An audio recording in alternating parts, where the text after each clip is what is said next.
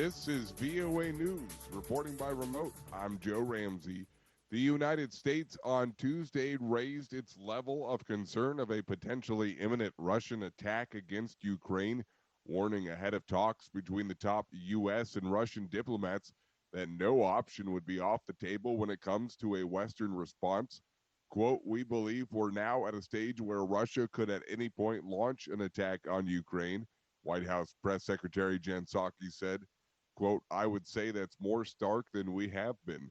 With tens of thousands of Russian troops massed on Ukraine's borders, diplomatic efforts are intensifying to avoid war on Europe's eastern fringe. U.S. Secretary of State Antony Blinken is flying to Ukraine for talks on Wednesday, with stops later in Berlin to meet European allies on Thursday, and Geneva to sit down with Russian Foreign Minister Sergei Lavrov on Friday. Russia insists it has no plans to invade Ukraine, where in 2014 it already seized one province and backed separatist rebels in another region.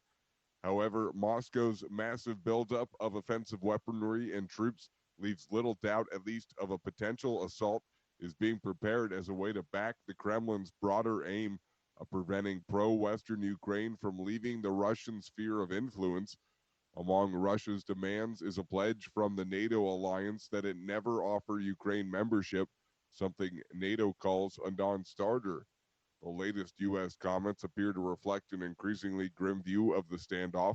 Psaki blamed Russia's leaders, saying, quote, "President Putin has created the crisis," and warned again that unprecedented economic sanctions would follow a Russian attack against Ukraine. This is VOA News. U.S. voting legislation that's a top priority for Democrats and civil rights leaders seems headed for defeat in the Senate Tuesday, a devastating setback enabled by President Joe Biden's own party as two holdout senators refused to support rule changes. The Democratic senators, Kristen Sinema of Arizona and Joe Manchin of West Virginia, face strong criticism from black leaders and civil rights organizations for failing to take on what critics call the Jim Crow filibuster. The debate carries echoes of an earlier era when the Senate filibuster was deployed by opponents of civil rights legislation. It comes as Democrats and other voting advocates nationwide warn Republican-led states are passing laws making it more difficult for black Americans and others to vote by consolidating polling locations, requiring certain types of identification, and ordering other changes. This is the fifth time the Senate will try to pass voting legislation this Congress. AT&T and Verizon on Tuesday agreed to temporarily defer turning on some wireless towers near key airports to avert a significant disruption to U.S. flights. President Joe Biden hailed the agreement, saying it would, quote, potentially avoid devastating disruptions to passenger travel, cargo operations, and our economic recovery, while allowing more than 90% of wireless tower deployment to occur as scheduled. The carriers and the administration have agreed to work together to quickly address the issues and create a process to allow the remaining towers to be deployed. The U.S. Federal Aviation Administration had warned that 5G wireless interference could affect sensitive airplane instruments.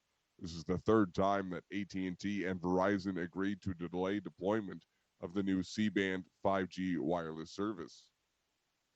Anders Breivik, the Norwegian far-right fanatic who killed 77 people in a bomb and gun massacre in 2011, argued Tuesday for an early release from prison, telling a parole judge he had renounced violence, even as he professed white supremacist views and flashed Nazi salutes. Breivik, who is 42 and serving Norway's maximum 21-year sentence for setting off a bomb in Oslo's government district and carrying out a shooting massacre at a summer camp for left-wing youth activists. But under Norwegian law, he's eligible for his first parole hearing after 10 years in prison. Find more on these stories and the rest of the day's news on our website, voanews.com, or follow us on the VOA mobile app. Reporting by remote, I'm Joe Ramsey.